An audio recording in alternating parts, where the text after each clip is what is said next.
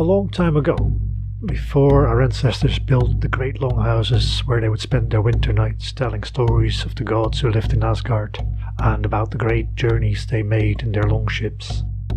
The winter nights were cold, long, and dark. On one of those long, cold and dark winter nights, a mysterious figure descended from the skies and settled on a lake. Many animals gathered around to see what was happening. Finally, a goat plucked up the courage to ask, "Who are you?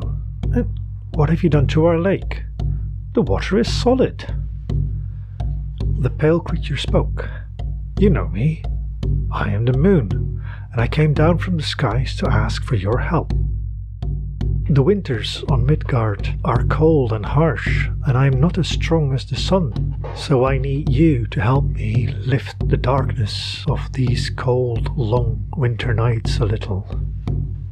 If you do this, and help lift the gloom a little, the children of Ask and Embla and many generations thereafter, until time itself ends, will look up into the sky in wonder." A great bear who had been sitting by the lake with its cup, watching the ongoings, asked in a deep, rumbling voice, "What can we do to help you?" As soon as the bear had spoken, all the other animals gathered around at the frozen lakeside said, "Yes, we want to help. Yes, what can we do?" In a language older than the universe itself, the moon spoke a few words, and on the frozen surface of the lake, little lights like those of fairies appeared in a strange pattern. After carefully trying the hard surface with one of its massive horns, the goat stepped onto the ice and made its way to the moon. Then, as its hoof touched one of the lights on the ice, something happened.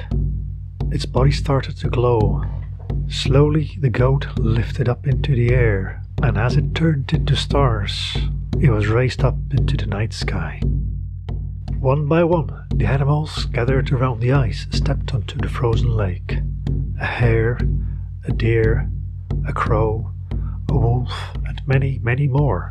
And to each and every one of them the same thing happened. Even creatures from Njord's realm made it to the surface through a hole in the ice and were turned into stars, just like all the others. A fox who had been playfully chasing a firefly had stumbled into the events at the lakeside and had been watching with great interest. Eagerly, the playful creature ran onto the ice and enthusiastically jumped onto many of the little lights. But nothing happened. The fox stopped jumping around and with tears in his eyes turned to look at the moon. And the moon asked, "Why are you so sad, little fox?" The fox answered, "All my friends have been turned into stars, and I've tried very hard, but nothing's happened." With a mysterious smile, the moon replied, "We need more magic than just stars in the night sky." At that point, the firefly that the fox had been chasing flew over the lake again. Curious, the fox ran after it, and it came upon a part of the lake that was different. Instead of little lights, there was a deep, mysterious green glow that pulsated and flowed, and as soon as his feet had touched it, the fox's body began to change. It became lighter and stronger, and its fur turned white. Except for its tail. The tail took on the green, flowing, glowing and pulsating light that had now disappeared from the lake's surface.